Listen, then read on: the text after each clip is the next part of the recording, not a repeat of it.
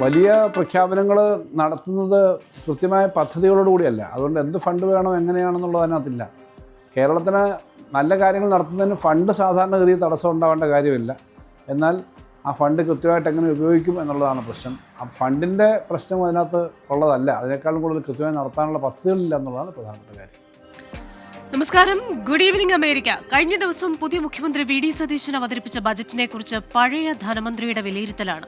പ്രതിപക്ഷത്തിരിക്കെ പറഞ്ഞതൊക്കെ വിഴുങ്ങി പഴയതൊക്കെ പുതിയ കുപ്പിയിലാക്കിയ ഒന്ന് എന്നാണ് പ്രതിപക്ഷ നേതാവ് പിണറായി വിജയൻ ബജറ്റിനെ വിലയിരുത്തിയത്.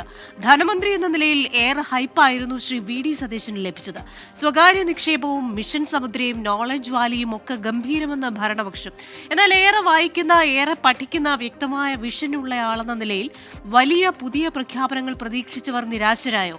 ആ ഒരു ചോദ്യം വേറെ നിൽക്കുകയാണ്. പ്രതിപക്ഷം പറയും പോലെ തൂക്കിവിറ്റോ? 7 മാസങ്ങൾക്കപ്പുറം സമ്പൂർണ്ണ ബജറ്റ് അവതരിപ്പിക്കേണ്ടതിനാൽ പുതുമയൊക്കെ പിന്നീടാവാമെന്ന് കരുതിയോ മുഖ്യമന്ത്രി? എന്നാലും പ്രഖ്യാപിച്ചതിനൊക്കെ വേണ്ടത്ര പണം വകയിരുത്താത്തതിന് എന്ത് ന്യായം? American dialogue powered by Trinity ഗ്രൂപ്പും ഈ വാരം ചർച്ച ചെയ്യുന്നത് ഈ വിഷയമാണ്. വിസ്മയിപ്പിച്ചോ?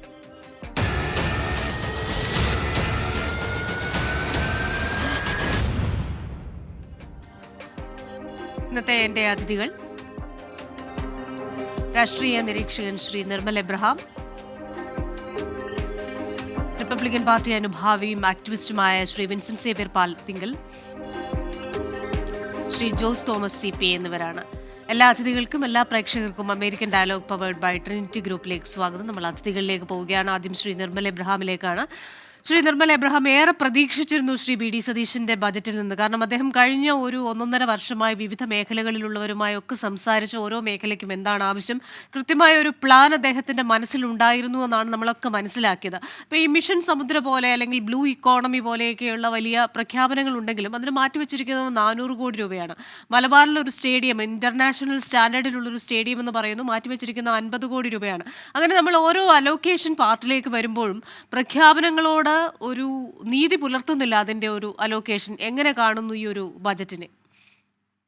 അല്ല, പറഞ്ഞ ശരിയാണ്. അലൊക്കേഷന്റെ കേസിൽ മാത്രം നമുക്ക് ഒരു സംശയം തോന്നിയേക്കാം. പക്ഷെ നിന്നിരിക്കുന്ന ഒരുപാട് ലിമിറ്റേഷൻസിനുള്ളിൽ നിന്ന് ചെയ്തൊരു ബഡ്ജറ്റ് എന്നുള്ള നിലയ്ക്ക് അത്യാവശ്യം തരക്കേടില്ലാത്ത ബഡ്ജറ്റാണ്. 10-ഒരു 7-8 മാർക്ക് കൊടുക്കാവുന്ന രീതിയിലുള്ള ബഡ്ജറ്റാണ്. അതായത് ഞാൻ പറയാൻ കാര്യം എന്ന് വെച്ച് കഴിഞ്ഞാൽ, ആദ്യം അദ്ദേഹത്തിന്റെ ലിമിറ്റേഷൻസ് നോക്കാം. നമുക്കിപ്പം നേരത്തെ പറഞ്ഞ പോലെ നമുക്ക് ഓൾറെഡി അറിയാം, കമ്മിറ്റഡ് എക്സ്പെൻസസ് 77% ആണ്. അത് 100 രൂപ വരുമാനം കേരളത്തിന് കിട്ടിയാൽ അതിൽ 77 രൂപയും ഇൻട്രസ്റ്റ് ആയിട്ടും പെൻഷനായിട്ടും സാലറി ആയിട്ടും പോകുന്നു. ബാക്കി 23 രൂപ മാത്രം ഡെവലപ്മെന്റൽ ആക്ടിവിറ്റീസിന് ഉപയോഗിക്കാൻ സാധിക്കുന്നു എന്നുള്ളത് ആദ്യത്തെ ഡ്രോബാക്ക്. 2, പിണറായി വിജയൻ ഗവൺമെന്റ് ആദ്യം കയറിയപ്പോൾ 1.5 ലക്ഷം കോടിയായിരുന്ന പൊതുകടം 5 ലക്ഷം കോടിയാക്കി മാറ്റിയിരിക്കുന്നു എന്നുള്ളത് രണ്ടാമത്തെ ഡ്രോബാക്ക്. മൂന്നാമത്തെ ഡ്രോബാക്ക്, വെസ്റ്റ് ഏഷ്യ വാർ സംഭവിച്ച സമയത്ത് സാധാരണ കേരളത്തിന്റെ GSDP-യിലോട്ട് ഏറ്റവും വലിയ കോൺട്രിബ്യൂഷൻ എന്ന് പറയുന്നത് ഗൾഫ് റെമിറ്റൻസസ് ആണ്. അത് നമ്മുടെ GSDP-യുടെ 20%. ആ 20%-ൽ 20% കുറവുണ്ടായിട്ടുണ്ട് ഈ കഴിഞ്ഞ മാസങ്ങളിൽ. അത് വേറൊരു ഡ്രോബാക്ക്.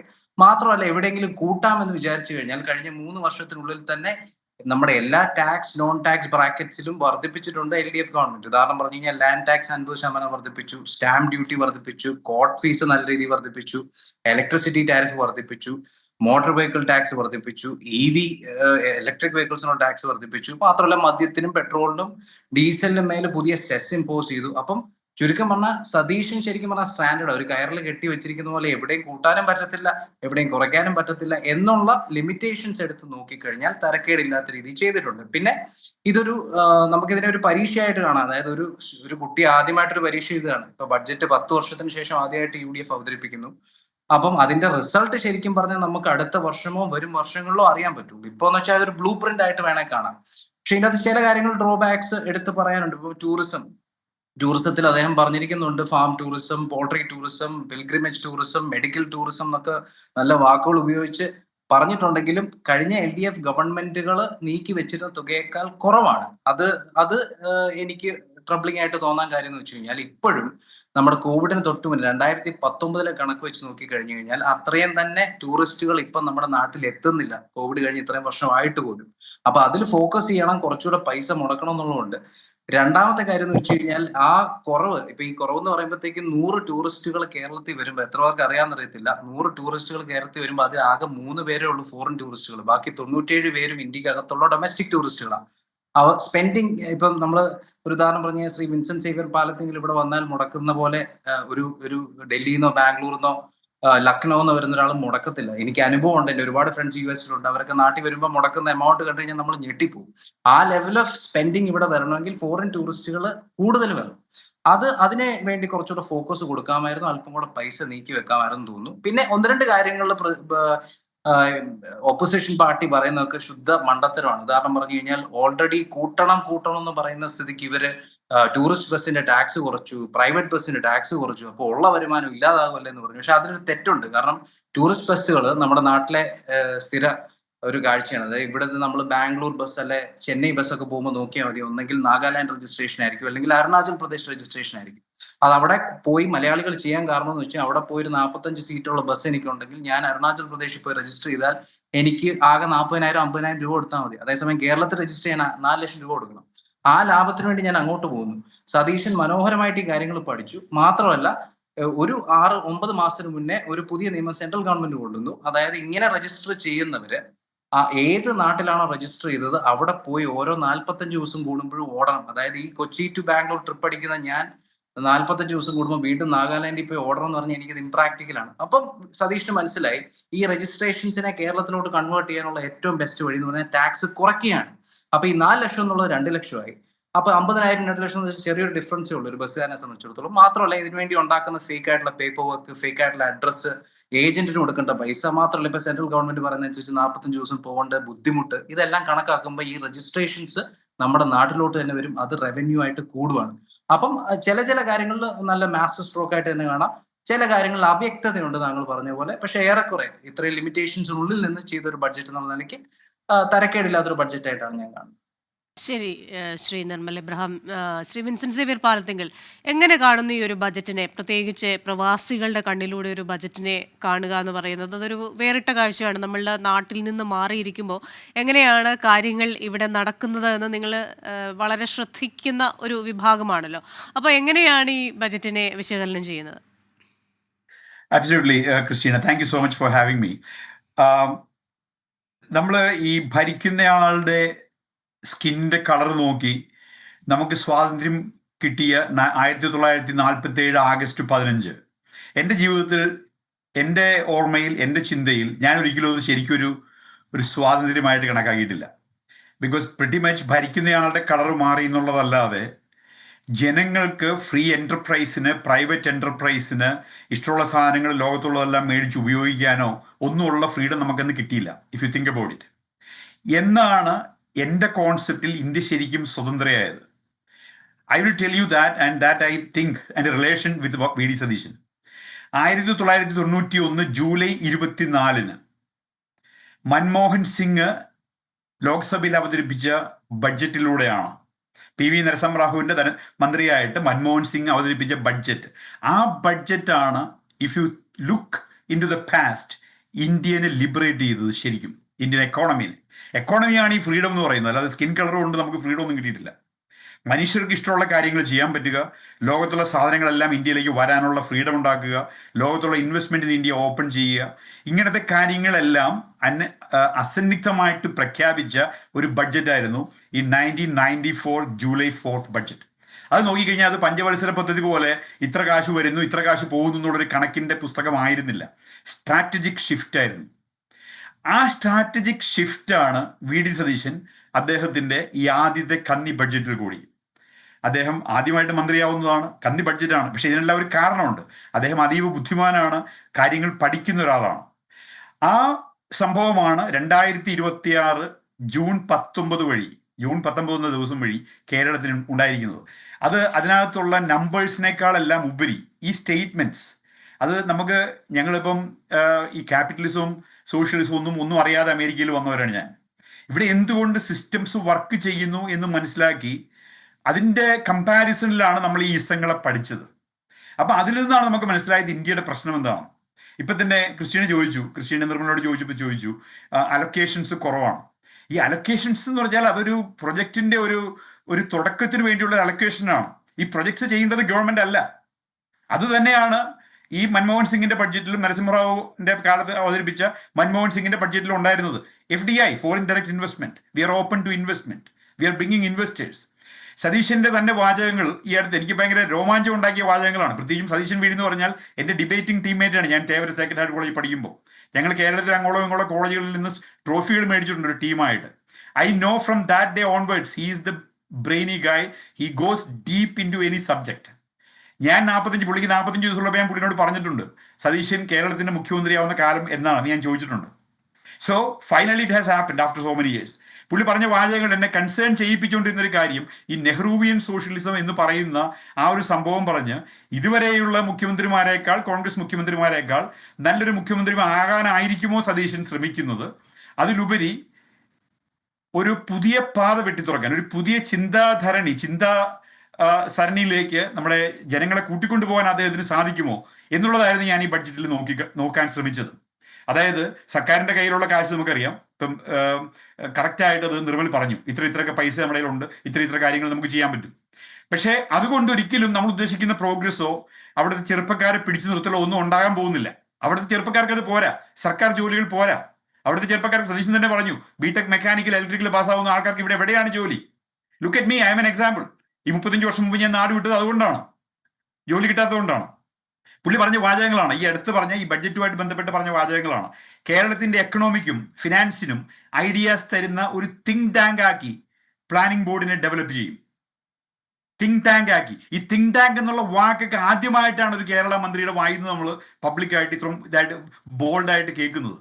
ബിക്കോസ് ഈ പൊളിറ്റീഷ്യൻസിന് അവർക്ക് ഇലക്ഷൻ ജയിക്കാനുള്ള തിരക്കിനിടയിൽ അവരെ ഗൈഡ് ചെയ്യേണ്ടത് തിങ്ക് ടാങ്കുകളാണ്.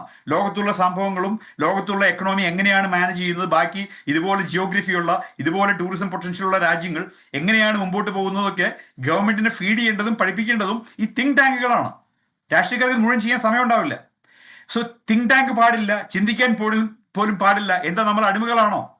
ഇതൊക്കെ മൻമോഹൻ സിംഗും നരസിംഹറാവുവും ബോൾഡായിട്ട് ചോദിക്കാൻ മടിച്ച വാചകങ്ങളാണ്. വേറെ ഔട്ട്ഡേറ്റഡ് ആയിട്ടുള്ള കാലഹരണപ്പെട്ട ഇടതൻ ജാർഗൺ പറഞ്ഞ് ക്ലീഷേ വാചകങ്ങൾ പറഞ്ഞ് ഇവിടെ കുറെ അടിമകളെ ക്രിയേറ്റ് ചെയ്തിട്ടുണ്ട്. അതിൽ കുരുങ്ങി കിടക്കാൻ ഇനി ഞങ്ങളില്ല. മാറ്റത്തിന് വേണ്ടിയാണ് ഞങ്ങളെ തിരഞ്ഞെടുത്തിരിക്കുന്നത്. ഇതൊക്കെ വളരെ ബോൾഡ് ആയിട്ടുള്ള സ്റ്റേറ്റ്മെന്റ് ആണ്. അതിലെ നമ്പേഴ്സിൽ വരവും ചെലവും കൃത്യമായിട്ട് അവതരിപ്പിച്ചപ്പോൾ ഇത്രയും കാശ് കൊണ്ട് ഈ വലിയ പ്രൊജക്റ്റുകൾ ചെയ്യാൻ പറ്റുമോ എന്നുള്ളതല്ല ഇഷ്യൂ. ഈ സെന്റൻസുകളിലുണ്ട് സതീശന്റെ ബഡ്ജറ്റ്. സതീശന്റെ ബഡ്ജറ്റ് എന്ന് പറഞ്ഞാൽ ഈ ചെറിയ എമൗണ്ടുകൾ അലക്കേറ്റ് ചെയ്തിരിക്കുന്ന പ്രൊജക്റ്റുകൾ വഴി സ്റ്റാർട്ട് ചെയ്യുന്ന പ്രൊജക്ട് ഐഡിയാസ്, ആ ഐഡിയാസിലേക്ക് he is looking for private investment. അതാണ് സതീശന്റെ ബഡ്ജറ്റ്. അതിനുള്ള ഓപ്പൺനെസ് ആണ് സതീശന്റെ budget. He is showing that openness. So that is why I consider this 2026 June 19th the Liberation Day for Kerala economy. I know people are free. നമുക്ക് മുദ്രാവാക്യം വിളിക്കാനും സമരം നടത്താനും എല്ലാം ഉള്ള ഫ്രീഡം നമുക്കുണ്ട്. പക്ഷെ എക്കോണമിയാണ് ജനങ്ങളെ ഫ്രീഡം അനുഭവിപ്പിക്കുന്നത്. സതീശൻ തന്നെ അത് കയ്യിൽ വെച്ചപ്പോൾ എനിക്കൊരു കൺസേൺ ഉണ്ടായിരുന്നു, ബീയിങ് എ സോഷ്യലിസ്റ്റ്. ബട്ട് ഇപ്പൊ എല്ലാ കൺസേണും മാറി. He knows exactly what he is doing. So എൻ്റെ കണക്കുകൂട്ടലിൽ വേറൊരു കാര്യം കൂടി ഞാൻ പറഞ്ഞിട്ട് ഞാൻ അടുത്ത ആൾക്ക് ഞാൻ സമയം തരാം. എൻ്റെ കണക്കുകൂട്ടലിൽ സതീശൻ അത് പറഞ്ഞിട്ടുണ്ട് ഓൾറെഡി. കേരളത്തിന് തനതായ ഏറ്റവും കൂടുതൽ റവന്യൂ ഉണ്ടാക്കാൻ പറ്റുന്ന ബിസിനസ് ടൂറിസമാണ്.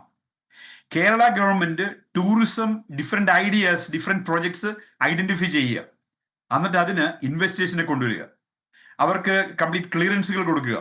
ഇതെല്ലാമാണ് കേരള ഗവൺമെന്റ് ചെയ്യേണ്ടത്. KSTDC KSIDC അല്ല ടൂറിസം നടത്തേണ്ടത്. പ്രൈവറ്റ് ഇൻസ്റ്റിറ്റ്യൂഷൻസ് ആണ്, പ്രൈവറ്റ് കമ്പനികളാണ് ടൂറിസം നടത്തേണ്ടത്. പക്ഷെ അതിനുള്ള ഫ്രെയിംവർക്കും അതിനുള്ള ഫ്രീഡവും അതിനുള്ള ആ ഒരു അപ്രൂവൽ പ്രോസസ്സും എല്ലാം സ്മൂത്ത് ആയിട്ട് കൊടുക്കാൻ ഗവൺമെന്റ് തന്നെ പ്രൊജക്ട് ഐഡിയാസ് ഡെവലപ്പ് ചെയ്യണം. Okay, thank you Vinson. ഇനി ശ്രീ ജോസ് തോമസിലേക്കാണ്. ശ്രീ ജോസ് തോമസ്, ഇപ്പോൾ പ്രതിപക്ഷ നേതാവ് പിണറായി വിജയൻ പറഞ്ഞ രണ്ട് കാര്യങ്ങൾ, ഒന്ന് ഇതൊരു കോർപ്പറേറ്റ് ബജറ്റാണ്, രണ്ട് പഴയ കാര്യങ്ങൾ പുതിയ കുപ്പിയിലേക്ക് കൊണ്ടുവരുന്നു. ഈ രണ്ട് കാര്യങ്ങളാണ് പറഞ്ഞത്. ഇപ്പം വിൻസൻ സേവ്യർ പാലത്തെങ്കിൽ പറഞ്ഞതുപോലെ ഒരു വ്യക്തി സ്വതന്ത്രനാകുക എന്ന് പറയുമ്പോൾ അത് പൊളിറ്റിക്കൽ ഫ്രീഡം മാത്രമല്ല, ഇക്കണോമിക് ഫ്രീഡം, സാമ്പത്തികമായ സ്വാതന്ത്ര്യം നേടുമ്പോൾ മാത്രമാണ് വ്യക്തികൾ, കുടുംബങ്ങൾ, സമൂഹങ്ങൾ, രാജ്യം അതൊക്കെ സാമ്പത്തികമായി സ്വാതന്ത്ര്യം നേടുമ്പോഴാണ് യഥാർത്ഥത്തിൽ സ്വതന്ത്രരാകുന്നത്. നമുക്ക് ബില്ല് നോക്കി ഒരു കാര്യം വാങ്ങിക്കുന്നതിൽ നമ്മൾക്ക് വരുന്ന ആ ഒരു ഭയം, അതുപോലെ തന്നെ നമ്മുടെ പ്രിയപ്പെട്ടവർ ആശുപത്രിയിൽ കിടക്കുമ്പോൾ ബില്ല് കൊടുക്കേണ്ട ആ സാഹചര്യത്തിൽ നമുക്ക് പൈസ ഇല്ലായ്മ ഉണ്ടാകുന്നു. ഇങ്ങനെ ഇത് ഓരോ വ്യക്തികളെയും, അത് പിന്നെ സമൂഹമാകുന്നു, രാജ്യമാകുന്നു, ഇങ്ങനെ ഓരോ പ്രശ്നങ്ങളുണ്ടല്ലോ.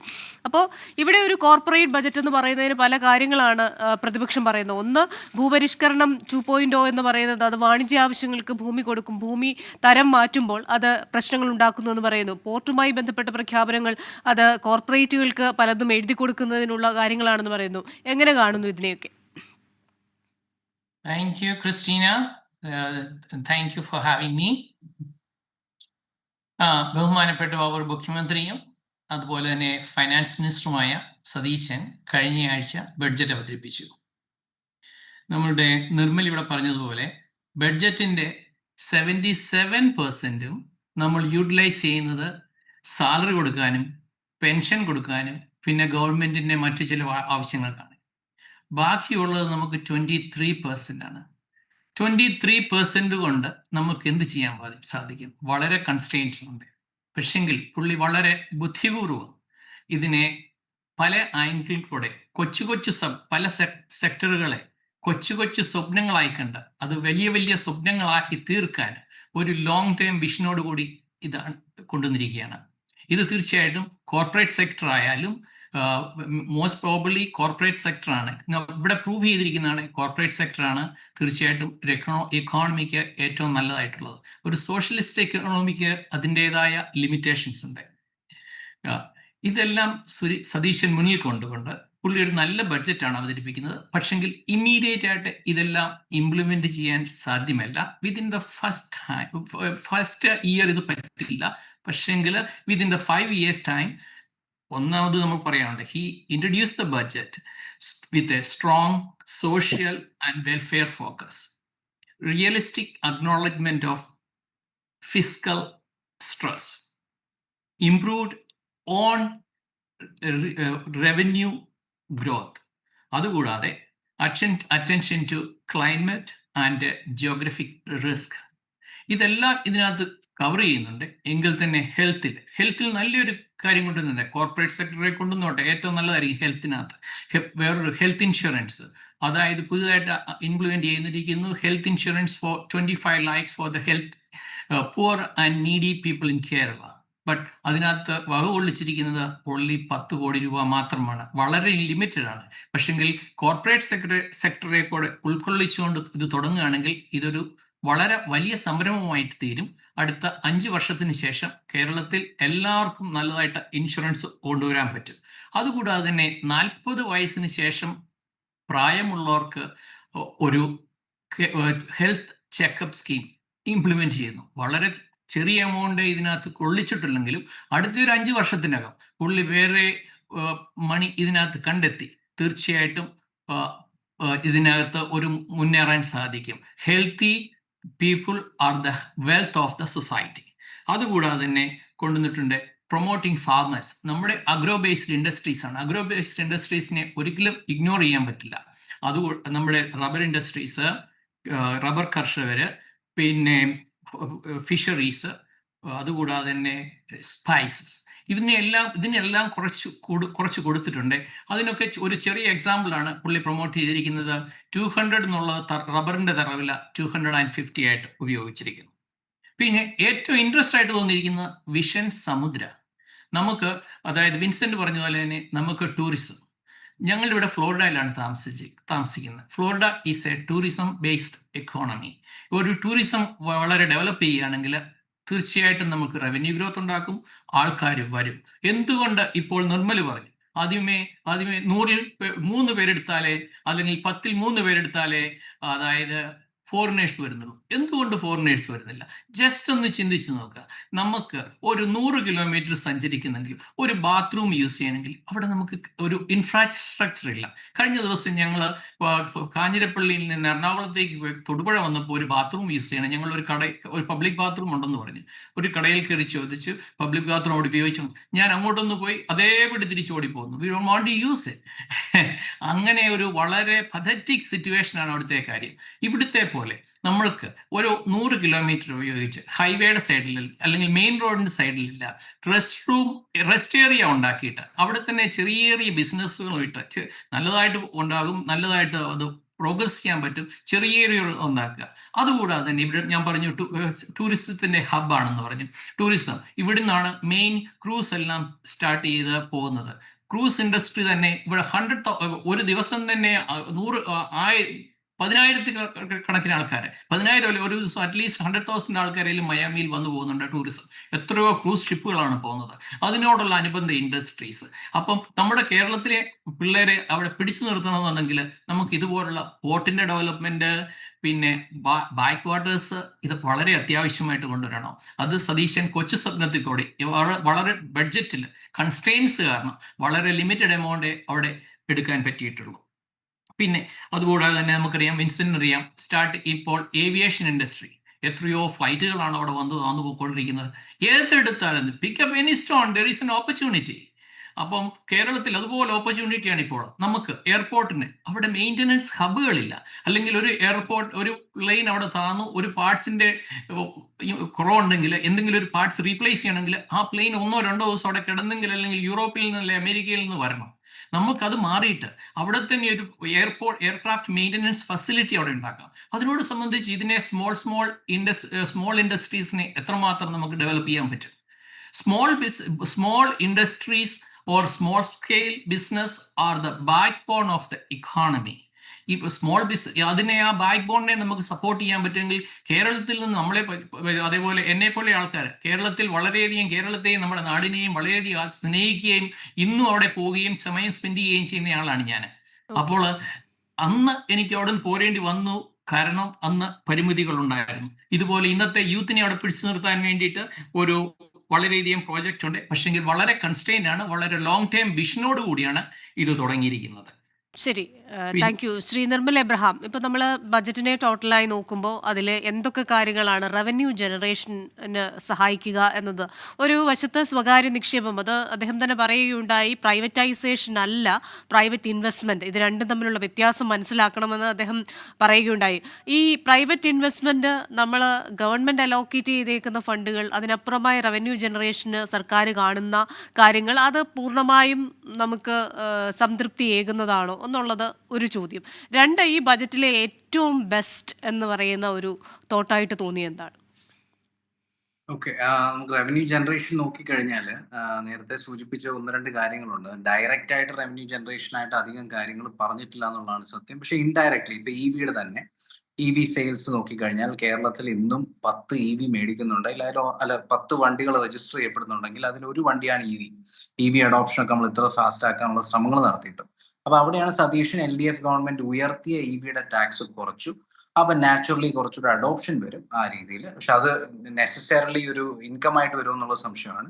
പക്ഷെ നേരത്തെ പറഞ്ഞ ബസ്സിന്റെ രജിസ്ട്രേഷന്റെ കേസ് ആയിക്കോട്ടെ, ഇങ്ങനെയുള്ള കാര്യങ്ങളൊക്കെ ഉണ്ട്. പിന്നെ വേറെ 1-2 കാര്യങ്ങൾ എന്ന് പറഞ്ഞു കഴിഞ്ഞാൽ, ഇപ്പൊ ഈ KSRTCയുടെ കേസ് നമ്മൾ അതിൻ്റെ അകത്ത് നഷ്ടം മാത്രമേ കാണുന്നു, പക്ഷെ ഇൻഡയറക്റ്റ്ലി ഒരു എക്കണോമിക് ബെനിഫിറ്റ് ഉണ്ട്. ഇപ്പം ഒരു ഉദാഹരണം പറഞ്ഞു കഴിഞ്ഞാൽ KSRTC ഓർഡിനറി ബസ്സിൽ ഇപ്പൊ കോട്ടയത്ത് നിന്ന് കോഴഞ്ചേരി വരെ പോകുന്ന ഒരാൾ ചിലപ്പോൾ 50-60 രൂപയാണ് കൊടുക്കുന്നത്. അയാൾ എല്ലാ ദിവസവും യാത്ര ചെയ്യുന്നുണ്ടായിരിക്കും ആ സ്ത്രീ. അപ്പൊ അവർക്ക് 1,500 രൂപ കയ്യിലിരിക്കും. 1,500 രൂപ എന്ന് വെച്ചാൽ സാധാരണക്കാരാണ് ഈ KSRTC ഓർഡിനറിയിൽ യാത്ര ചെയ്യുന്നത്. ഒരു 15,000-10,000 സാലറി ഉള്ള ഒരാളാണെങ്കിൽ അയാളുടെ സാലറിയുടെ ഒരു 15% അധികം സേവിങ്സ് വന്നില്ലേ? ആ സേവിങ്സ് ഇത്രയധികം ആളുകൾ മാർക്കറ്റിൽ സ്പെൻഡ് ചെയ്യുമ്പോഴത്തേക്കും അതിന് ടാക്സ് വരുമാനമൊക്കെ ആയിട്ട് ഒരു ഇൻഡയറക്റ്റ് റവന്യൂ ജനറേഷൻ ഉണ്ടാകാം. പക്ഷെ അതെല്ലാം ചെറുതാണ്. പക്ഷെ ഇതിൻ്റെ അകത്ത് എനിക്ക് തോന്നുന്നത് ഒരു ബ്ലൂ പ്രിന്റ് ആയിട്ട് ലോങ് ടേം റവന്യൂ ജനറേഷനും നമ്മുടെ സമൂഹം നേരിടുന്ന അല്ലെ കേരളം നേരിടുന്ന പ്രശ്നങ്ങൾക്ക് ഒരു പെർമനന്റ് സൊല്യൂഷനുമാണ് സതീശൻ നോക്കുന്നത്. അതുകൊണ്ട് ഇമ്മീഡിയറ്റ് ആയിട്ടൊരു റവന്യൂ ജനറേഷൻ കാണേണ്ടതില്ല. പക്ഷെ മിഷൻ സമുദ്ര, ഇപ്പൊ നേരത്തെ ചോദിച്ച ഏതാണ് ഏറ്റവും ഇൻട്രസ്റ്റിംഗ് ആയിട്ട്, എനിക്ക് മിഷൻ സമുദ്രയാണ് ഏറ്റവും ഇൻട്രസ്റ്റിംഗ് ആയിട്ട് തോന്നി. കാരണം നമുക്ക് പല പല ലിമിറ്റേഷൻസ് ഉണ്ട്. ജനസാന്ദ്രത കൂടുതലാണ്, സ്ഥലം അവൈലബിൾ ആയിട്ടുള്ള സ്ഥലമാണെന്നുണ്ടെങ്കിൽ എക്കോളജിക്കലി സെൻസിറ്റീവ് ആണ്, ഇടുക്കിയും വയനാടും ഒക്കെ പോലെ. അപ്പൊ അതുകൊണ്ട് ഇൻഡസ്ട്രീസ് ഇവിടെ തുടങ്ങുന്നില്ല. അപ്പൊ നമുക്കുള്ള ബലം എന്ന് പറഞ്ഞാൽ 600 കിലോമീറ്റർ വരുന്ന കോസ്റ്റ് ലൈനാണ്. ആ കോസ്റ്റ് ലൈൻ എങ്ങനെ ഉപയോഗിക്കാം? ഇപ്പൊ വിഴിഞ്ഞം കൂടെ വന്ന സ്ഥിതിക്ക് നല്ല രീതിയിൽ ഉപയോഗിച്ച് ഡെവലപ്പ് ചെയ്യാനുള്ള സമയം അതിക്രമിച്ചു. ശരിക്കും പറഞ്ഞാൽ ഒരു ഉദാഹരണം പറഞ്ഞാൽ സിംഗപ്പൂർ എടുക്കാം. അപ്പോൾ സ്ട്രേറ്റ് ഓഫ് മലാക്കയിൽ പോർട്ട് ഓഫ് സിംഗപ്പൂർ തുടങ്ങിയതിനു ശേഷം സിംഗപ്പൂർ എന്നുള്ള രാജ്യത്തിന്റെ വളർച്ച എവിടെ എത്തി നിൽക്കുന്നു എന്നുള്ള കഥ വായിച്ചു കഴിഞ്ഞാൽ തന്നെ നമുക്ക് കേരളത്തിൽ ഈ ഒരു കാര്യത്തിന് അപ്രീഷിയേറ്റ് ചെയ്യാതിരിക്കാൻ പറ്റില്ല. ഇപ്പൊ സിംഗപ്പൂർ ഇന്നിപ്പം സത്യം പറഞ്ഞാൽ കേരളത്തിന് 53-1 ഉള്ളൂ എറണാകുളം ജില്ല പോലും സിംഗപ്പൂരിന് 4 ഇരട്ടിയുണ്ട്. ആ സിംഗപ്പൂരാണ് ഇന്ന് നമ്മുടെ പെർ ക്യാപിറ്റൽ ഇൻകം നോക്കിയാൽ നമ്മുടെ പെർ ക്യാപിറ്റൽ ഇൻകത്തിന് 25 ഇരട്ടിയാണ് അവിടെ ഒരാൾക്ക്. ആ ലെവലിലോട്ട് വളർന്നു. അപ്പൊ അതിലേക്കുള്ള ഒരു വിഷനാണ് ഈ മിഷൻ സമുദ്രം. അത് തീർച്ചയായിട്ടും അഭിനന്ദിക്കാതെ വയ്യ. 2, ടൂറിസത്തിൽ കുറച്ചുകൂടെ ഫോക്കസ് ചെയ്യാമായിരുന്നു എന്ന് തോന്നുന്നു. ഒരു സ്ഥലത്ത് പാളിപ്പോയതായിട്ട് എനിക്ക് തോന്നിയത് അദ്ദേഹം പറഞ്ഞൊരു കാര്യമുണ്ട്, ഈ കുട്ടികളെ പിടിച്ചു നിർത്തുന്ന കാര്യം. അതിനായിട്ട് എലീറ്റ് യൂണിവേഴ്സിറ്റികൾ, പ്രീമിയർ യൂണിവേഴ്സിറ്റികൾ ഇവിടെ കൊണ്ടുവരും, അതിന് നോളജ് ഹബ്ബ് തുടങ്ങും എന്നൊക്കെ പറയുന്നതിൽ എനിക്ക് അതിലൊരു സൊല്യൂഷനായിട്ട് കാണുന്നില്ല. കാരണം ഇവിടുന്ന് 100 കുട്ടികൾ പോയി കഴിഞ്ഞാൽ അതിൽ 7 or 8 കുട്ടികളാണ് ഈ പറയുന്ന പ്രീമിയർ യൂണിവേഴ്സിറ്റികളോ അല്ലെ എലീറ്റ് യൂണിവേഴ്സിറ്റികളോ പഠിക്കാനായിട്ട് മാത്രം പോകുന്നത്. ബാക്കി 92% കുട്ടികളും ഇവിടുന്ന് എങ്ങനെയെങ്കിലും കാനഡയിലോട്ടോ ഓസ്ട്രേലിയയിലോട്ടോ ന്യൂസിലൻഡിലോട്ടോ അയർലൻഡിലോട്ടോ മൈഗ്രേറ്റ് ചെയ്യാനുള്ള ഒരു ബ്രിഡ്ജ് ആയിട്ടാണ് ഈ യൂണിവേഴ്സിറ്റിയെ കാണുന്നത്. അവരിൽ പലരും അത് നമ്മൾ പോലും കേട്ടിട്ടില്ലാത്ത വലിയ ഗ്രാമങ്ങളിലുള്ള സാധാരണ യൂണിവേഴ്സിറ്റികളിലാണ് ഇവർ പോകുന്നത്. എങ്ങനെയെങ്കിലും അവിടെ ചെന്ന് പാർട്ട് ടൈം ജോലി ചെയ്യുക, പ്രത്യേകിച്ച് വലിയ ഫിൽറ്ററിംഗ് ഒന്നും ഇല്ലാത്ത കോളേജിൽ എങ്ങനെയെങ്കിലും ഒന്ന് അഡ്മിഷൻ കയറി പറ്റുക, അങ്ങനെയുള്ളവരുടെ കുറവ് ഉണ്ടാകത്തില്ല. പിന്നെ രണ്ടാമത് പരിഹരിക്കേണ്ട ഒരു സൊല്യൂഷൻ, ഇപ്പൊ ഈ പറഞ്ഞ പുറത്തു പോകുന്ന കുട്ടികൾക്ക് എത്രയോ ലക്ഷക്കണക്കിന് രൂപയാണ് ഇവിടുത്തെ പേരൻസ് ഫീസ് ആയിട്ട് അങ്ങോട്ട് അയച്ചു കൊടുക്കുന്നത്. അപ്പൊ നമ്മുടെ കയ്യിൽ നിന്നുള്ള പൈസ പുറത്ത് രാജ്യത്തോട്ട് പോകുന്നു. തിരിഞ്ഞു ചിന്തിച്ചു കഴിഞ്ഞാൽ നമ്മുടെ ഇവിടുന്ന് ആളുകൾ പോകുമ്പോൾ ആ അൺഓർഗനൈസ് സെക്ടറിലുള്ള ജോലികൾ ഫില്ല് ചെയ്യുന്ന മുഴുവൻ നോർത്ത് ഈസ്റ്റിൽ നിന്നുള്ള ആളുകളാണ്. ആ നോർത്ത് ഈസ്റ്റിൽ നിന്നുള്ള ആളുകളും എന്താ ചെയ്യുന്നത്, അവരിവിടെ വന്ന് ജോലി ചെയ്ത് നമ്മുടെ കാശ് മേടിച്ച് അവരുടെ നാട്ടിൽ കൊണ്ടുപോയി അത് സേവ് ചെയ്യുവാണ്. അപ്പൊ 2 രീതിയിലും ഡബിൾ എക്സ് സ്വാഡാണ്, നമുക്കിവിടെ കാര്യമായിട്ടൊന്നും കിട്ടുന്നില്ല. അപ്പൊ അങ്ങനെയുള്ള കുറച്ച് കാര്യങ്ങൾ സീരിയസ്ലി ടച്ചപ്പ് ചെയ്യേണ്ടതായിരുന്നു. അത് ഒരുപക്ഷെ ഭാവിയിൽ ചെയ്തേക്കും എന്ന് ഞാൻ വിശ്വസിക്കുന്നു. പക്ഷെ വേറൊരു കാര്യം പറഞ്ഞാൽ വളരെ ഇൻക്ലൂസീവ് ആയിട്ടുള്ള ഒരു ബഡ്ജറ്റ് കൂടെ ആയിരുന്നു. കാരണം ടച്ച് ചെയ്യാത്തൊരു മേഖലയില്ല, ഇതിന്റെ അത് ആർക്കും അപ്സെറ്റ് ആകാൻ പറ്റത്തില്ല. കാര്യം അലൊക്കേഷന്റെ കേസ് പറഞ്ഞാൽ പോലും എല്ലാ രീതിയിലും സ്പോർട്സ് മേഖല, സാംസ്കാരിക മേഖല, സാഹിത്യ മേഖല, സിനിമാ മേഖല, സ്റ്റുഡൻസിന്റെ കാര്യം, സ്ത്രീകളുടെ കാര്യം, വയോജനങ്ങൾക്ക് സിൽവർ എക്കോണമി, ജെൻസി, ആദ്യമായിട്ടാണ് ജെൻസി എന്നുള്ള വാക്ക് തന്നെ നമ്മുടെ കേരളത്തിൽ ഒരു ബഡ്ജറ്റിൽ മെൻഷൻ ചെയ്യപ്പെടുന്നത്. വാക്ക് മാത്രമായിട്ട് ചുരുക്കിയില്ല, 50 കോടിയുടെ ഒരു പദ്ധതിയും കൂടെ അദ്ദേഹം മുന്നോട്ട് വെച്ചു. പക്ഷെ ഇതൊക്കെ ഞാൻ പറഞ്ഞ പോലെ ഒരു പരീക്ഷയായിട്ട് കാണാം. അടുത്ത വർഷമോ വരും വർഷങ്ങളിലോ ഒരു പ്രോഗ്രസ് കാർഡ് നമുക്ക് ക്ലിയർ ആയിട്ട് ഒരു പിക്ചർ കിട്ടും. അന്ന് വേണം ക്രിട്ടിസൈസ് ചെയ്യണോ വേണ്ടോ എന്ന് തീരുമാനിക്കേണ്ടതാണ് ഞാൻ കരുതുന്നത്. ഓക്കെ, മിൻസൺ, നമുക്ക് എന്തൊക്കെ പറഞ്ഞാലും കേരളത്തിന്റെ ഒരു അൺഎംപ്ലോയ്മെന്റ് റേറ്റ് എന്ന് പറയുന്നത് പലപ്പോഴും നാഷണൽ ആവറേജിന് മുകളിൽ നിൽക്കുന്നതാണ്. അതുകൊണ്ട് തന്നെ എംപ്ലോയ്മെന്റ് ജനറേഷൻ ഇത് എത്രത്തോളം ഈ ബജറ്റ് സഹായിക്കും? കാരണം എംപ്ലോയ്മെന്റ് ജനറേഷൻ ഉണ്ടെങ്കിലാണല്ലോ നമ്മുടെ യങ്സ്റ്റേഴ്സ് ഇവിടെ നിൽക്കുകയും നമ്മൾ ഈ സ്വപ്നം കാണുന്നത് പോലെയുള്ള ആ കിനാശേരി ഇവിടെ ഉണ്ടാകാൻ സാധിക്കുകയും ചെയ്യും. Yes, absolutely. എംപ്ലോയ്മെന്റ് ജനറേഷൻ ആണ് ഞാൻ ആദ്യം തുടങ്ങി പറയുന്ന ആ ഒരു പ്രൈവറ്റ് എന്റർപ്രൈസ്, പ്രൈവറ്റ് ബിസിനസിന്റെ പ്രസക്തി. ബിക്കോസ് ഇപ്പം നിർമ്മൽ പറഞ്ഞു, നമ്മൾ ഈ പെൻഷനും ശമ്പളവും കൊടുത്ത് 75% സർക്കാരിന്റെ ഇൻകം നമ്മൾ പോവുകയാണ്. അപ്പം സർക്കാരിന്റെ കയ്യിൽ ഇനി പൈസയൊന്നുമില്ല. സോ ജനങ്ങൾക്ക് അവിടെ നിൽക്കണമെന്നുണ്ടെങ്കിൽ ഇപ്പം ഓടിപ്പോവാതെ, അതിപ്പം ഏറ്റവും ഹൈ കാലിബർ ഉള്ള സ്റ്റുഡൻസ്, ഏറ്റവും ബെസ്റ്റ് യൂണിവേഴ്സിറ്റി പോകുന്ന സ്റ്റുഡൻസ് ആണെങ്കിലും അതല്ല ഇപ്പം പോകുന്ന പോലെ എല്ലാവരും ഓടി രക്ഷപ്പെടുന്ന ഒരു സിറ്റുവേഷൻ ആണെങ്കിലും ഇവരെല്ലാം കൊണ്ട് നമ്മുടെ സൊസൈറ്റിക്ക് ആവശ്യമുണ്ട്. ഇവർ പോകുന്ന സൊസൈറ്റികളിൽ ആവശ്യമുള്ളത് പോലെ തന്നെ നമ്മുടെ സൊസൈറ്റിക്കും ഇവരെ കൊണ്ട് ആവശ്യമുണ്ട്. പക്ഷേ അവർക്കവിടെ അതിനുള്ള ആവശ്യം അവർക്ക് തോന്നാത്തത് കൊണ്ടാണ്, അല്ലെങ്കിൽ അവർക്ക് പറ്റിയൊരു ജീവിത നിലവാരം അവിടെ ഉണ്ടാക്കാൻ പറ്റാത്തത് കൊണ്ടാണ് അവർ വേറെ സ്ഥലങ്ങൾ നോക്കി പോകുന്നത്. അപ്പോൾ അതിന് ഹെൽപ്പ് ചെയ്യാൻ പറ്റുന്നത് പ്രൈവറ്റ് ഇൻവെസ്റ്റ്മെന്റിന് മാത്രമാണ്, പ്രൈവറ്റ് ബിസിനസ് ഗ്രോത്തിനാണ്. ഇപ്പം നിർമ്മൽ പറഞ്ഞ ഒരു കാര്യത്തോട് ഞാൻ യോജിക്കുന്നു. ഏറ്റവും നല്ല എഡ്യൂക്കേഷണൽ ഇൻസ്റ്റിറ്റ്യൂഷൻസ് ഉണ്ടാക്കി AI ഇതെല്ലാം നമ്മൾ പഠിപ്പിച്ചു കഴിഞ്ഞാൽ എഗെയിൻ അവർ പിന്നെയും പുറത്തേക്ക് പോകും. ഇപ്പം top of the line AI പഠിച്ച ആൾക്കാർ ലോകത്തിൽ ഭയങ്കര ഷോർട്ടേജാണ്. ആ type of the line AI കേരളത്തിന് പഠിപ്പിക്കാൻ പറ്റിയാൽ immediately American companies are waiting for them. കേരളത്തിൽ ഒരാൾക്കും കൊടുക്കാൻ പറ്റാത്ത സാലറി കൊടുത്ത് അവരെ ഹയർ ചെയ്യാനായിട്ട്. സോ അതൊരു സൊല്യൂഷൻ അല്ല നമ്മൾ ഇൻസ്റ്റിറ്റ്യൂഷൻസ് ഉണ്ടാവുന്നത്. പക്ഷേ സതീഷിന് ഇപ്പോൾ ബഡ്ജറ്റ് അവതരിപ്പിക്കുമ്പോൾ ഇതുവരെയുള്ള പല കാര്യങ്ങളും പുള്ളിക്ക് കംപ്ലീറ്റ് ആയിട്ട് മാറ്റി പറയാൻ പറ്റില്ല. പക്ഷെ ഞാൻ മനസ്സിലാക്കിയ ഇതിൻ്റെ ഒരു മെയിൻ ബെനിഫിറ്റ് എന്ന് പറയുന്നത് ഡയറക്ഷനാണ്. Private investment is open, private investment is welcome, and we are going to aggressively try for private investment. അതുതന്നെയാണ് പുള്ളി ചെറിയ എമൗണ്ട് അലൊക്കേറ്റ് ചെയ്തിരിക്കുന്നത്. വലിയ പ്രൊജക്ടുകൾക്ക് ചെറിയ എമൗണ്ട് അലൊക്കേറ്റ് ചെയ്തിരിക്കുന്നതിന്റെ കാര്യം അത് ഓൺലി DPR സംഭവമൊക്കെ ഉണ്ടാക്കാൻ വേണ്ടിയിട്ടുള്ള ഒരു ഇൻവെസ്റ്റ്മെന്റ് ആണ്. ബാക്കിയുള്ള money has to come from the investor. But government is going to give the framework. Government is going to talk about what projects are possible. Government is going to talk about how we can make it easy for a private investor to come and become successful in India. ഇപ്പം Jose Thomas ഒരു കാര്യം പറഞ്ഞു, നമ്മളിപ്പം aircraft മെയിൻ്റനൻസിൻ്റെ കാര്യം ഞാൻ കാര്യമായിട്ട് ചിന്തിച്ചിട്ടില്ലാത്ത ഒരു ഏരിയയാണ് എയർക്രാഫ്റ്റ് മെയിൻ്റനൻസ്. സതീശൻ വളരെ ഗംഭീരമായിട്ട് അത് ബഡ്ജറ്റിൽ അവതരിപ്പിച്ചിട്ടുണ്ട്. അപ്പം ഞാൻ ചിന്തിച്ചൊരു കാര്യമാണ്, ഈ എയർക്രാഫ്റ്റ് മെയിൻ്റനൻസിൻ്റെ സംഭവങ്ങൾ സംസാരിക്കാനാണെങ്കിൽ മലയാളികളാണ് അമേരിക്കയിലെ എക്സ്പെർട്സ്. ഇപ്പം നമ്മുടെ ഫോമയുടെ പഴയ പ്രസിഡന്റ് ആയിരുന്ന ജോൺ ടൈറ്റസ് ഇപ്പം മയാമി താമസിക്കുന്നു. He's an expert in this area. വലിയ എയർക്രാഫ്റ്റിന്റെ പ്രോഡക്ട്സ്, എയർക്രാഫ്റ്റ് മെയിൻ്റനൻസിന് വേണ്ടിയുള്ള കമ്പനി സിയാറ്റിൽ വാഷിംഗ്ടണിൽ നടത്തുന്ന ഒരു മനുഷ്യനാണ്. അപ്പൊ അവരൊക്കെ എന്തോരം എക്സ്പെർട്സ് നമുക്ക് ലോകത്തിലുണ്ട്. അവരുടെയൊക്കെ സർവീസ് ഉപയോഗിച്ച് കഴിഞ്ഞാൽ, അവരുടെയൊക്കെ എക്സ്പെർട്ടീസ്, അവരുടെയൊക്കെ അഡ്വൈസറി റോൾ കൊണ്ടുവരാൻ പറ്റിക്കഴിഞ്ഞാൽ ഇത് ഭംഗിയായിട്ട് നമുക്ക് എൻഫോഴ്സ് ചെയ്യാൻ പറ്റും. പിന്നെ വേറൊരു കാര്യം ഞാൻ എപ്പോഴും നോട്ടീസ് ചെയ്തു. ഇപ്പോൾ ഞാൻ വർക്ക് ചെയ്തിരുന്ന സ്ഥാപനമാണ് കിക്കോ. ഞാൻ അമേരിക്കയിലേക്ക് പോരുന്നതിന് മുമ്പ് Kerala industrial and technical consultancy organisation. എൻ്റെയൊക്കെ ഒപ്പം എഞ്ചിനീയറിംഗ് കോളേജുകളിൽ പഠിച്ച, തൃശ്ശൂരും തിരുവനന്തപുരത്തും കൊല്ലത്തും RECയിലും ഒക്കെ പഠിച്ച എക്സ്പെർട്സ് ആയിട്ടുള്ള എഞ്ചിനീയേഴ്സ് അവിടെ ഉള്ളത്. പക്ഷെ അവർ ലാക്ക് ചെയ്യുന്ന ഒരു കാര്യമുണ്ട്, എക്സ്പോഷർ. അതായത് ചെറിയ പ്രൊജക്റ്റുകളെ നമ്മൾ ഹാൻഡിൽ ചെയ്തിട്ടുള്ളൂ, നമ്മൾ വലിയ സംഭവങ്ങൾ നമ്മൾ ഹാൻഡിൽ ചെയ്തിട്ടില്ല. ഈ വലിയ സംഭവങ്ങൾ ഹാൻഡിൽ ചെയ്ത എക്സ്പെർട്സിനെ, ഇപ്പൊ കിറ്റ്കോ ആസ് എൻ എക്സാമ്പിൾ, ഗവൺമെന്റിന്റെ ഇൻവെസ്റ്റ്മെന്റ് വഴി കേരള ഗവൺമെന്റ് അതിനൊരു പാർട്ണറാണ്. കേരള ഗവൺമെന്റിന്റെയും കൂടി ഒരു ക്വാസി ഗവൺമെന്റ് ഓർഗനൈസേഷനാണ് കിറ്റ്കോ, എറണാകുളത്തുള്ളത്. അപ്പൊ ഗവൺമെന്റിന്റെ ഇൻവെസ്റ്റ്മെന്റ് വഴി എക്സ്ട്രീം ടാലന്റ് ഉള്ള ഈ ഏരിയകളിൽ, ഇപ്പൊ കെമിക്കൽ എഞ്ചിനീയറിംഗ് ആയാലും മെക്കാനിക്കൽ എഞ്ചിനീയറിംഗ് ആയാലും വലിയ പ്രൊജക്ട്സ് ഹാൻഡിൽ ചെയ്തിട്ടുള്ള, it's a consulting business, it's not a manufacturing or anything. So ഈ എക്സ്പെർട്സിനെ അമേരിക്കയിൽ നിന്നും യൂറോപ്പിൽ നിന്നും ദുബായിൽ നിന്നും എല്ലാം കൊണ്ടുവരാൻ പറ്റിയാൽ, മലയാളീസ് ഇപ്പൊ 50-60 ഒക്കെ ആയിട്ടുള്ള ആൾക്കാരെ കൊണ്ടുവരാൻ പറ്റിയാൽ, അവരെ കൊണ്ടുവന്ന് ഈ ഡിപ്പാർട്ട്മെന്റ്സിന്റെ ലീഡർഷിപ്പ് ഏൽപ്പിക്കുന്നു. Then they will bring the projects so that a consulting company will become totally viable, totally economically successful. ഇപ്പൊ അത് സ്ട്രഗിൾ ചെയ്യുവാണ് കേരളത്തിൽ നിന്നുള്ള പ്രോജക്ട്സും അവിടെ നിന്നുള്ള ചെറിയ ചെറിയ പ്രോജക്ട്സും ഒക്കെ ആയിട്ട്. എക്സ്പോഷറിന്റെ കുറവുണ്ട്. അതിൽ പല എഞ്ചിനീയേഴ്സും, ഞാൻ വർക്ക് ചെയ്തിട്ടുള്ള engineers, I consider them better engineers than I am, പക്ഷേ ദേ സ്റ്റിൽ ലാക്ക് എക്സ്പോഷർ. ഈ ജോസ് തോമസ്, നമുക്കൊരു കൺക്ലൂഡിംഗ് റിമാർക്സ് വേണം. പ്രത്യേകിച്ച് കേരളം പോലൊരു സമൂഹത്തിൽ സ്വകാര്യ നിക്ഷേപം, പ്രൈവറ്റ് ഇൻവെസ്റ്റ്മെന്റ് എന്ന് പറയുന്നതും പ്രൈവറ്റൈസേഷൻ എന്ന് പറയുന്നതും സ്വകാര്യ സംരംഭങ്ങൾ എന്നൊക്കെ പറയുന്നത് ഇപ്പോഴും അതിനോടൊക്കെ എന്തോ ഒരു ഭയമുള്ള ഒരു സൊസൈറ്റിയാണ്. അതുകൊണ്ട് തന്നെ ഒരു ബജറ്റ് വരുമ്പോൾ അത് കോർപ്പറേറ്റുകൾക്ക് എഴുതി കൊടുക്കുന്നു എന്നുള്ള രീതിയിലുള്ള വ്യാഖ്യാനങ്ങളൊക്കെ വരും. അപ്പോൾ അത്തരത്തിലൊരു ഭീതി മാറ്റാൻ എത്രത്തോളം ശ്രീ VD സതീശന് സാധിക്കുമെന്ന ചോദ്യം കൂടിയുണ്ട്. Thank you. പ്രൈവറ്റ് ഇൻവെസ്റ്റ്മെന്റിനെ തീർച്ചയായിട്ടും നമുക്ക് പ്രൊമോട്ട് ചെയ്യണം. ഞാൻ ജസ്റ്റ് ഒരു എക്സാമ്പിൾ പറയാം. നമ്മുടെ തൊട്ടടുത്ത ഒരു രാജ്യമാണ്, ഐലൻഡുകളാൽ ചുറ്റപ്പെട്ട് കിടക്കുന്ന ഒരു രാജ്യമാണ് മാലി.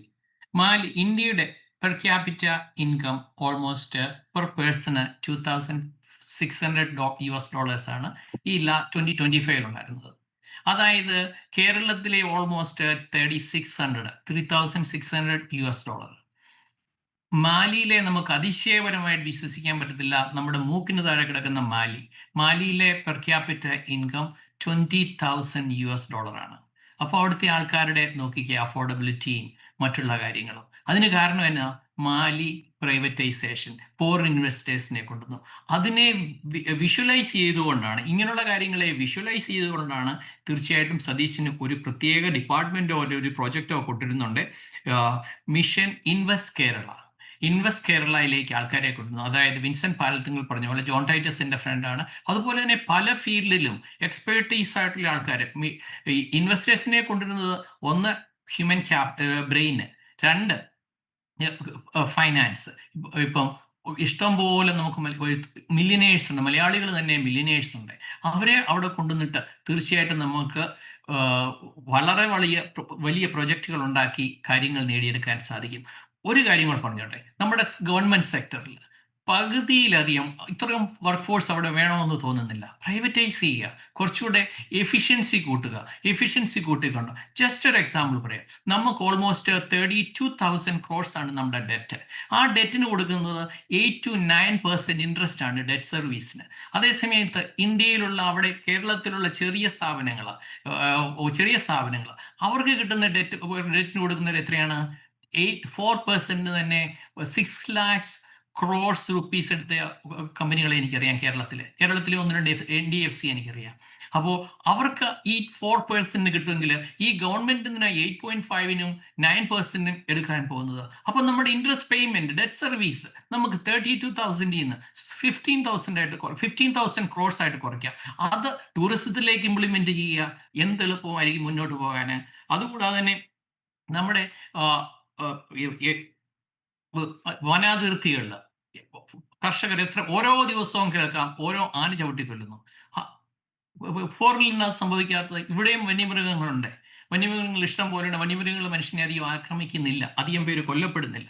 ഇതിനെയൊക്കെ നമുക്ക് ഫോറിൻ ഇൻവെസ്റ്റേഴ്സിനെ അല്ലെങ്കിൽ ഫോറിൻ ടെക്നോളജി കൊണ്ടുവന്നിട്ട് ഒന്നുകിൽ അല്ലെങ്കിൽ ആ സെക്ടറിനെ പ്രൈവറ്റൈസ് ചെയ്ത് നമുക്ക് തീർച്ചയായിട്ടും മനുഷ്യജീവനുകളെ വളരെയധികം രക്ഷപ്പെടുത്താനാകും.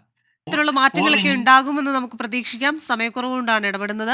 എന്തായാലും കഴിഞ്ഞ 4 മാസങ്ങൾക്ക് മുമ്പ് LDF സർക്കാർ കൊണ്ടുവന്ന ഒരു ബജറ്റ്, അതിന്റെ തുടർച്ചയായി UDF സർക്കാർ അവരുടെ കന്നി ബജറ്റ് കൊണ്ടുവരുന്നു. ഇനി ഒരു 7 മാസങ്ങൾക്കപ്പുറം മറ്റൊരു സ്വപ്ന ബജറ്റിലേക്ക് കൂടെ ഈ സർക്കാരിന് പോകേണ്ടതായിട്ടുണ്ട്. അതിനു മുമ്പ് ഈ ബജറ്റിൽ പറയുന്ന പല കാര്യങ്ങളും അത് ശുഭകരമായ രീതിയിൽ ചെയ്ത് കാണിക്കേണ്ടതായിട്ടുമുള്ള ചാലഞ്ചുണ്ട്. ഇതിനൊക്കെ സാധിക്കട്ടെ.